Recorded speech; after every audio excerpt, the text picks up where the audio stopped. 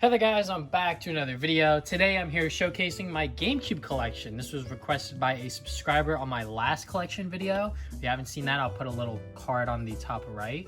But yeah, I was requested to do a GameCube collection. I'm not sure if my collection has changed that much since the last one I did it.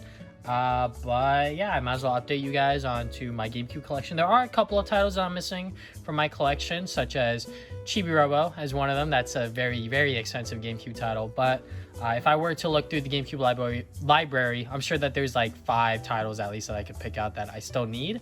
But yeah, right now I'm sort of content with my collection, but there's definitely a couple titles that I'm missing from there. So let's just go and get started with the first game here, Billy Hatcher and the Giant Egg. I believe this is complete. Yep, complete. I even still have the old plane trade receipt, which this location is shut down. But yeah, Billy Hatcher and the Giant Egg complete. I played it a little bit. I'm not exactly sure how many hours I played of it, maybe like 1 to 2. But it's definitely an interesting platformer. And yeah, it's made by Sega Sonic Team. It definitely has a unique art style and a lot of colors. So that's definitely something that stood out to me when I was playing it. But yeah, I've never finished it. I've never, given it a lot of time to play. But when I was playing it, it was all right. I think that this is a very cheap GameCube title. I could be wrong. I hope I'm not wrong. But when I bought it, it was pretty cheap. Let me actually check the receipt. How much did I pay for this game at the time? So at the time, let me see. I bought some other GameCube games here as well. Actually just one. Okay, I literally paid $5 for this game. So hopefully it is still around that price mark. But yeah, I literally bought it because it was cheap and it was complete. So there is that. Next game we got here, Donkey Konga. I'm pretty sure I also bought this from Plane Trade. This is complete. But yeah, I bought this with like the bongos for like, the bongos were $5 and I'm pretty sure this game was also $5, so it was like $10. I was like, sure, why not? Let me go and see what, Donkey Konga is about, because I played Donkey Kong Jungle Beat on the Wii and I had a good time with that. So I wanted to go and see what I guess the predecessor to like the Donkey Konga or the Donkey Kong games on the GameCube were. So I picked this one up and it was all right. It's just a basic rhythm game with the bongos, and I'm sure you could play it with the regular GameCube controllers, but I've only played it with the bongos. But yeah, I think I played like an hour of it, which is fine. I didn't spend that much money on it to begin with when I was younger. So next game I got here is Fire Emblem Path of Radiance. So this is a game that doesn't work. So I bought this on eBay. I bought the manual separate, but when I bought it on eBay, the guy was like, it just doesn't work. So I was like, all right, I think it was like $40 or something like that. So I bought it thinking that maybe I could fix it. But the problem with it, I'm not sure if you guys could see that, but it has a lot of top scratches, which top scratches on disc games are pretty much unrecoverable. But yeah, I've tried like multiple different options to like try to fix it. I took this to Plane Trade to have them like resurface it. That didn't work. I've tried like other like home remedies, like the toothpaste method and like a bunch of other stuff that I saw on YouTube. Those didn't work, but I still have the case, the manual, which those go for a lot of money on eBay for this game. So one day I will definitely buy the disc and hopefully complete it to actually play the game, because I think that this is a game that I very much want to play because I'm a huge Fire Emblem fan ever since I played Awakening, and Ike is my favorite Fire Emblem character just because he's from Smash Brothers and he was like one of my main characters that I played in Brawl. But yeah, Fire Emblem Path of Radiance, I know nothing about it. I've never played it because obviously my copy of it just doesn't work. But I'm happy to have it within my collection in some form. Next game I got, I guess game, is the GameCube player that could play Game Boy Advance and Game Boy Color games, I believe, on your TV. So that is useful for when I like need to record Game Boy Advance games or whatever. So next game we got here is Luigis Mansion, Player's Choice. This one is complete. I know for a fact because I bought this at Sears years ago, like when I got my Wii, which was around like 2007, 2008. And I bought this at Sears brand new. Forget how much it was. But yeah, I wanted to play it because I heard that there were a lot of good things said about Luigi's Mansion. And at the time, I was a dumb kid, had no idea what the hell I was doing. But I was having a good time going around the mansion, playing as Luigi, taking down ghosts. And then, when I got a little older, I figured out how to play the game and actually finished it. In anticipation for Luigi's Mansion 2, which I still have yet to play. But Luigi's Mansion 1 is still like a solid sort of I wouldn't say platformer. I'm not exactly sure what genre this is, but if you know what Luigi's Mansion is, it's pretty much just about Luigi in a mansion trying to save Mario, and he's taking down ghosts. So there is that. Next game we got here is Mario Kart Double Dash. This one includes the bonus disc. There's like a bunch of demos on it. I forget exactly which demos are on there. The back doesn't say, but yeah, I'm pretty sure Sonic Heroes is on here. And the previous owner, Joseph, I'm not sure if you can see that, but Joseph like cracked the disc or something, which I was like sort of perplexed when I got it from Plane Trade. I was like, what the hell happened there? But Mario Kart Double Dash, I bought this, I forget when, but this was definitely after I played Mario Kart Wii, and I was like, Mario Kart Double Dash, that sounds like an interesting concept with like 2 racers. And yeah, the game, when I was going into it, a friend told me that the game moves like all of the characters are on like slippery surface, which it does. Honestly, it does. But because of that aspect, I actually have a lot of fun playing it, because literally everyone just like slipping and sliding, and also the interchanging of like characters and like combination of characters. Holding 2 items was pretty fun. But yeah, definitely Mario Kart Double Dash is one of, I'm not gonna say underrated Mario Kart title, just because when it comes to Mario Kart, like they've only gotten better and better as the years have gone on. So for example, Mario Kart 8 Deluxe on the Switch is like goated. And you know, Mario Kart 8 before that was goated on the Wii U, and then Mario Kart 7 on the 3DS I thought was pretty good. But yeah, Mario Kart Double Dash is still like a pretty good Mario Kart game, just because of the Double Dash aspect with the 2 racers. So next game we got here is Mario Party 4. Bought this at GameStop like years ago when I first got my Wii. And me and my brother were like fighting each other when we would play this game, and I was like a little kid. I forget exactly how old I was, but yeah, I was like crying, and I was just like, what the hell is going on? Oh my god, I'm sorry, you know. But you know, that's just Mario Party. You know, stakes are high. You got to get coins to get stars, and it was really just me and him playing against 2 computers. So definitely nowadays when I play Mario Kart with my friends, you know, a couple years ago when the pandemic didn't happen, it was definitely a whole lot of chaos. But yeah, Mario Party 4, my first Mario Party experience, and one that I will never forget. So, but yeah, this one only has the game disc. So there is that. Next game we got here is, let me see, is Mario Party 7. So, funny story about this one. So I went to the Video Game Trading Post, which I made 2 videos on. They are pretty much the most well-known retro game store on Long Island. And I went there and I bought a N64 game called Rookie Robot on Wheels or something like that. It was Sucker Punch's first ever video game. So I bought it, and they overcharged me like $20. So they overcharged me 20 bucks.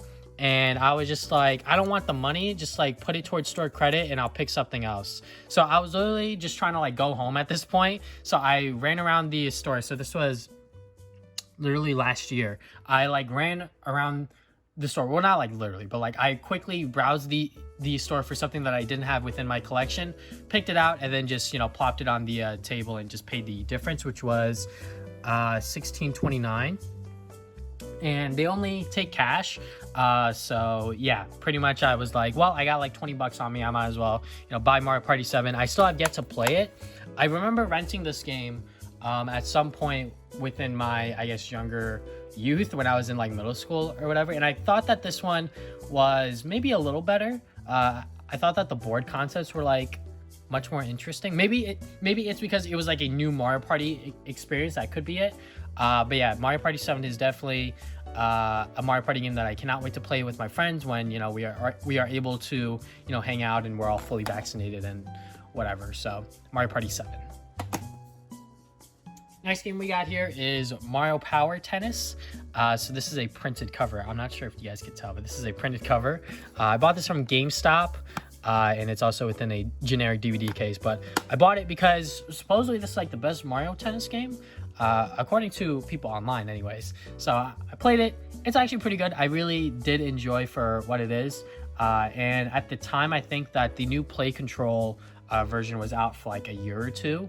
but I got the GameCube version because I was like, I didn't hear anything like super duper good about the new play control scheme, so I was just like, I'll just go and get the GameCube version, and also it was cheaper. So yeah, you know, Mario Power Tennis, it's Mario Tennis. What else can you really expect? But I'm definitely excited for the Mario Golf game on the Switch. Next game we got here, Metroid Prime, and it also has the bonus disc for Metroid Prime Echoes, according to that, but GameStop didn't have it, so they just gave me Metroid Prime, and it is complete with like the I think the other manuals in here. So we got the confidential manual along with the Nintendo Power thing, and it's just missing like the GameCube sort of like warning manual or whatever. But yeah, Metroid Prime. Metroid fans will tell you that like Metroid Prime is like really good. It's like goated. It's like, you know, within like the best like Metroid games.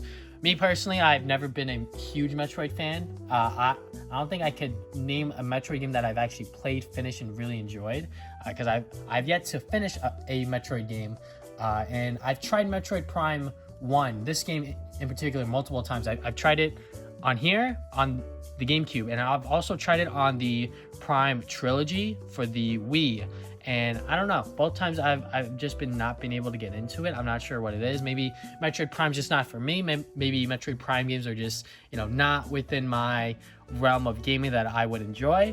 Who knows? But I've tried to get into Metroid Prime multiple times, and I've just never been able to, you know, really find a game within the series I would fall in love with. So, but yeah, Metroid Prime on the GameCube. All right, now we're gonna make a huge jump from M to S. So first game we got here, Shadow the Hedgehog. Oh boy, first time I played this was on the PlayStation 2, and I rebought it on the GameCube because why not? This is fully complete, I'm pretty sure. It has the GameCube manual back there.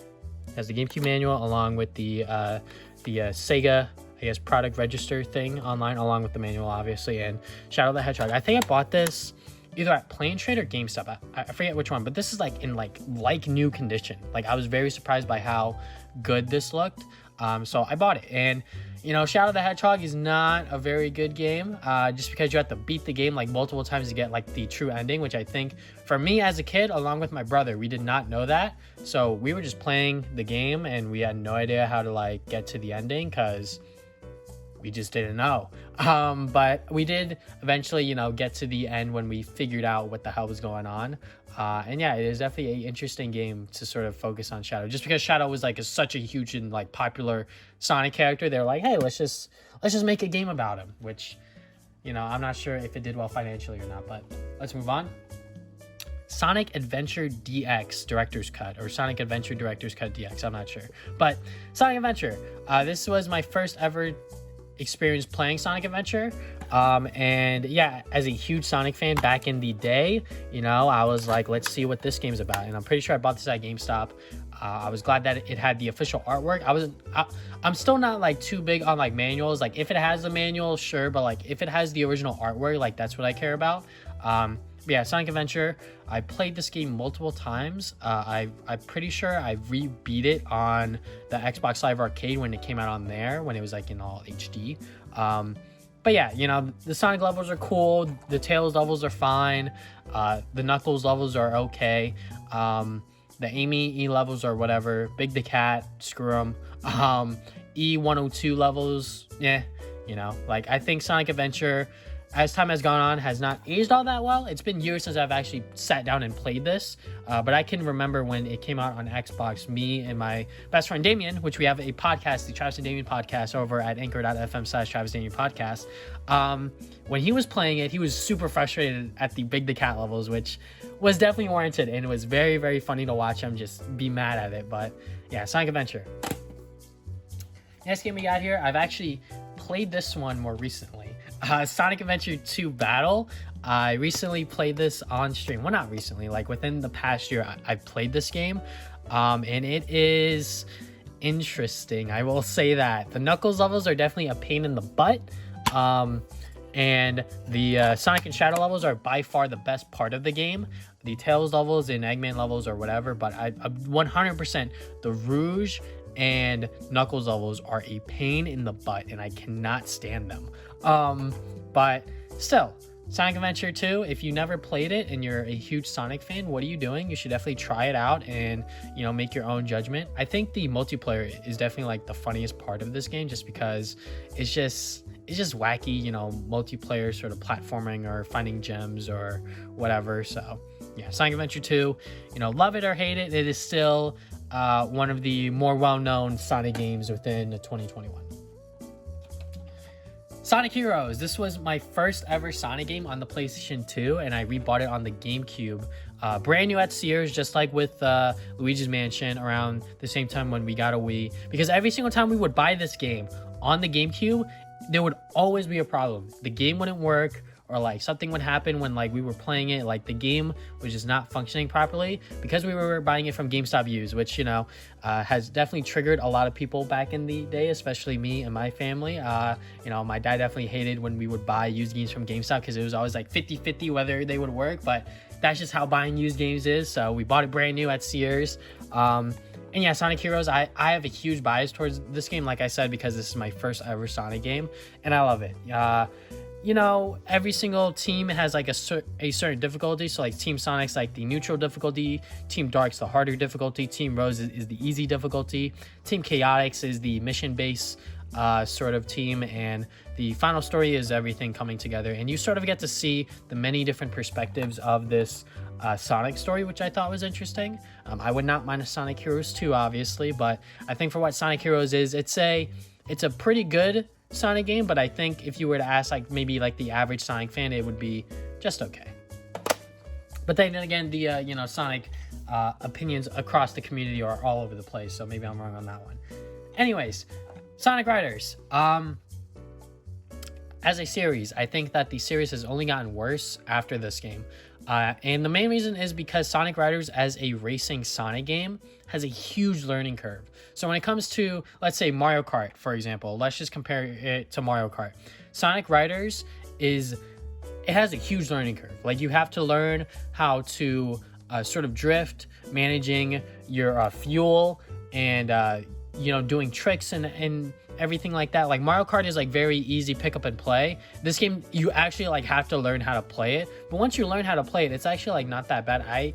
Every single time I played this game back then, you know, like 5 years ago or whatever, I had a good time. You know, I played it on the PS2 and then I replayed it on the GameCube, and every single time I actually enjoyed it. But I will say the series only gets worse, and the learning curve in every single game is like super duper high when it comes to playing it. So yeah, next game we got here with the GameStop cover, we got Soulcalibur II. So Soulcalibur II, it got Link in it, so that's why I bought it. I bought this from one of my classmates in like freshman year of high school. He was like selling some stuff and I bought it from him. But yeah, you know, Soulcalibur 2, if you don't know what Soulcalibur is, it's a fighting game, and I mainly bought it because Link's in it and I wanted to see Link. I played other Soulcalibur games before this. I played 3 and 4 before I played 2. And you know, Soulcalibur is just Soulcalibur to me. I'm not exactly too, you know, fancy or too knowledgeable about fighting games, but I mainly got it because my friend was selling it and I wanted to play it with Link. So next games we got here are Star Fox games. So we got Star Fox Adventures. This game, oh boy, you know, when I bought this game, this was prime time around when like JonTron was like popping off. So like when his video about it was sort of like circulating the internet, pretty much everyone hated this game. But I saw it at GameStop and I was wondering if it was actually like that bad, or maybe it was Playing Trade, I forget. I got it from one of those stores, but I bought it to go and see what all the fuss was about, and it is not good. I'm not a fan of this Star Fox game, but then again, a lot of Star Fox games aren't that good when you like put it into perspective, because most of them are just remakes of the original, but I digress. Star Fox Adventures definitely had an ambitious take on the series, and it definitely did not pay off in the end, because I don't think they ever went back in this direction, thankfully. But you know, there are some people that really do enjoy this game and like Crystal and, you know, like the story that this game tells, so more power to them. But me personally, not a huge fan of it. What I am a huge fan of is this other Star Fox game. I think that this is the best Star Fox game they've ever made. Granted, I haven't played 64 and I haven't played the original or Star Fox 2, but Star Fox Assault, this is a really good Star Fox game. I bought this at GameStop. and it came complete with everything. It even has the Nintendo Power thing along with the GameCube manual in the back. And yeah, I bought it from GameStop, and I love this game. This game is so good. This is definitely within my top 5 favorite GameCube games, definitely top 1 Star Fox games. The mixing of like the different gameplay styles, from like the ship space gameplay to like the landmaster stuff to you actually playing as Star Fox and sort of just like running around and like shooting things. Every single gameplay style really fit this game and was done really well. And the story I thought was kind of interesting. I mean, it is sort of just like good guy stops bad guy, you know? But the gameplay, the presentation, everything about this game was like really, really good. And I have a lot of, I guess, nostalgia for it now, because I haven't played it since I first finished it all of those years ago, probably like over 10 years ago at this point. Or maybe not over, but maybe just about 10 years ago. But yeah, Star Fox Assault, it is definitely a very, very good Star Fox game. I'm pretty sure this game goes for a lot of money nowadays, just because that's just how GameCube is when it comes to collecting it. The titles for the GameCube have gotten up significantly over the past couple of years. But yeah, Star Fox Assault, if you can find this game, you should definitely play it. It is very, very good. And I cannot, you know, sort of co-sign this any higher, because I really, really, really love Star Fox Assault. Next game we got here, Super Mario Strikers. I remember the first time I played this game was from one of my brother's friends. He had it like in his backpack, and like we just played it, and it was like super fun. Like a Mario soccer game. I never thought that I would have fun playing a soccer game, but hey, you slap Mario in there, you smack some power-ups, and like I am in. And I really, really, really like this game. I bought this around the time when GameStop was liquidating their sort of like GameCube stuff, and this was one of the only games there that had the artwork, and on top of that, the manual and everything in it, the Nintendo Power thing, and also I believe the GameCube warning thing is also in there. So yeah, and once again, the game looks like it's in like new condition, just like with Shadow the Hedgehog. And yeah, it's a very good Mario soccer game, I will say that. And I want them to make another Mario Strikers game for the Switch. Please, Next Level Games or someone at Nintendo, make it, and make it good, because I really, really liked Mario Strikers, or Super Mario Strikers, my apologies. And Mario Strikers Charged is not that bad either on the Wii, but this one is very, very good. Next game we got here is Super Mario Sunshine. Love it or hate it, you know, Mario Sunshine, it has a very sort of cult following. I'm not sure if that's the right word, but the people that like this game, they are very vocal about it, and I'm sure that they were super duper happy to see it re-released on the Mario 3D All-Stars pack. Me personally, not a big fan of it. Definitely my least favorite Mario game like ever. I haven't played every single Mario game, but when it comes to the 3D stuff, this is definitely at the bottom. And it's just because of FLUDD. I'm not a huge fan of FLUDD, and the story is like, I mean, like Mario stories aren't like anything really. But definitely FLUDD and like that mechanic, I was just, when I played this the first time, I was super frustrated playing it, maybe because I was bad or whatever. But when I was playing those levels where you didn't have FLUDD, I was just so bad at them. But I like watching like speedruns of this game. It's so interesting watching people speedrun Mario Sunshine. But yeah, me personally, not a huge fan of it, and I'm pretty sure I bought this at GameStop, and I believe it is complete, minus the Nintendo Power insert. But yeah, not a huge fan of it, but I'm glad I bought it, because I know that that game, it might have gone down in price because of the 3D All-Stars release, but who knows.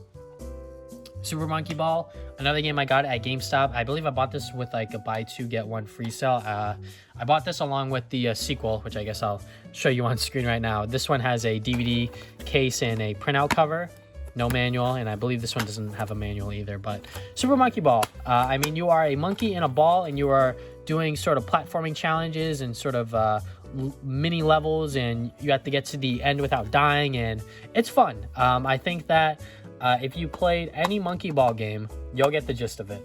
And I really do like these two on the GameCube in particular, just because I believe that this is where the franchise sort of started, and I thought that it did a pretty good job, you know, sort of demonstrating what, you know, Super Monkey Ball is all about. So Monkey Ball 1 and Monkey Ball 2. Next thing we got here, Super Smash Brothers Melee. I'm pretty sure I also bought this brand new at Sears because for one, the case is like very shiny, and on top of that, it is complete. I'm 100% certain that it is complete. It has the manual and along with the sort of warning insert, and there's the disc. So Smash Bros. Melee. What can I say that hasn't already been said about this game? The fact that there's still a competitive scene for this game years and years after it's been released is crazy to me. But it is still fun and entertaining to watch whenever I do watch tournaments. I really enjoyed going to Genesis the past 2 years when it was in person. I had a good time, like a really fun time there. And I believe when it was at SmashCon as well, you know, just like watching Smash Brothers competitive is always super fun, and Melee has stood the test of time, and it is definitely warranted. And yeah, I like Melee. I'm not gonna say I love it, but I definitely like watching the competitive stuff a lot. So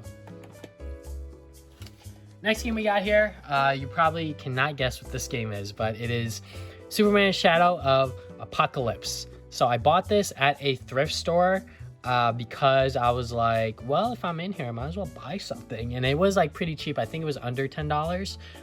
But yeah, this was like one of their only video games there. And this was the game after Superman 64. So I was like, is this bad? I'm not sure. But it wasn't that bad for what I played of it. I think I played like an hour or two of it. But yeah, it is a Superman game on the GameCube, and I believe they released this on PS2, Xbox, and other platforms. But yeah, Superman Shadow of Apocalypse might be a underrated sort of superhero Superman game, period. So yeah, definitely a game that if you are into Superman, you might want to check out, or maybe I'm wrong and it is bad. I'm not entirely sure, but it's definitely better than a Superman 64. I will say that. Next game we got here is Teen Titans. I opened it because I heard something moving around in there, and it is literally just the precaution slip. It doesn't have the manual, but yeah, this is a fun beat 'em up game. I think a lot of people really praised this game in particular just because it is a fun beat 'em up, and it does sort of stay faithful to the cartoon series that it is based on. And I played a little bit of it. I can't exactly remember how many hours I played of it, but it is a fun beat 'em up, and I think that if you are able to hunt down a copy and buy it, I think that the GameCube version might be the best. That might be why I bought it on here, but I believe it is also available on PS2 and Xbox. But yeah, if you like Teen Titans and you like beat 'em ups, I don't think you could really go wrong with this title. And I'm pretty sure I bought this at Plain Trade as well, along with what was the game, Donkey Konga, because this was on the receipt for there, and I bought this for like $10. Next thing we got here, The Incredible Hulk Ultimate Destruction. I bought this at a used like vinyl store. They had like a small section of games, and I saw this there. The spine is sun damaged, unfortunately, but this is a Hulk game that a lot of people like when it comes to superhero games and Hulk games in general. This one is one that sort of stands out from the rest, and a lot of people talk about this one. So I bought it despite it having the sun damaged spine, and I did play it for like 2 to 3 hours, and it is really fun. I'm gonna be honest. This is a pretty good Hulk game. You're literally running around just like destroying things, and it is fun. Like, what can I ask more within a Hulk game where you're just running around destroying things, jumping super high, running super fast? Like, that's what I want in a Hulk game, and this game certainly delivers on that. All right, last game I got here is Beautiful Joe. I do have Beautiful Joe 2. It is on the PS2 though. I'm pretty sure they released it on the GameCube, but I just bought it on the PS2 because that's just what Plain Trade had. But anyways, Beautiful Joe. This is a side-scrolling beat-em-up, I'm pretty sure, is the genre that it's in, but it has a cel-shaded art style, and it is very cool, and I think that Capcom should try to, revive this series in some way, shape, or form. Definitely a HD collection is a good start. Maybe releasing on PC and current-gen consoles, who knows? Maybe even on the Nintendo Switch. I think that would be pretty cool, but anyways, Beautiful Joe. It is a stylized beat-em-up side-scroller. I think I already said that, but yeah, it is fun. I have not finished it. I'm pretty sure I put like 3 to 4 hours into it, but I have never been able to like finish it. So yeah, Beautiful Joe. And that, folks, is my entire GameCube collection. I hope you guys enjoyed the video. Thank you guys for watching this video. If you guys have not already, you can subscribe and put new videos up on Saturdays. You can follow me on social media, Facebook and Twitter. Try to put updates to my future videos. Check out my podcast, the Travis and David podcast, where we talk about games, movies, and anime every other week. And yeah, that is all I have for today. Thank you guys for watching this video once again. See you guys next time with more videos.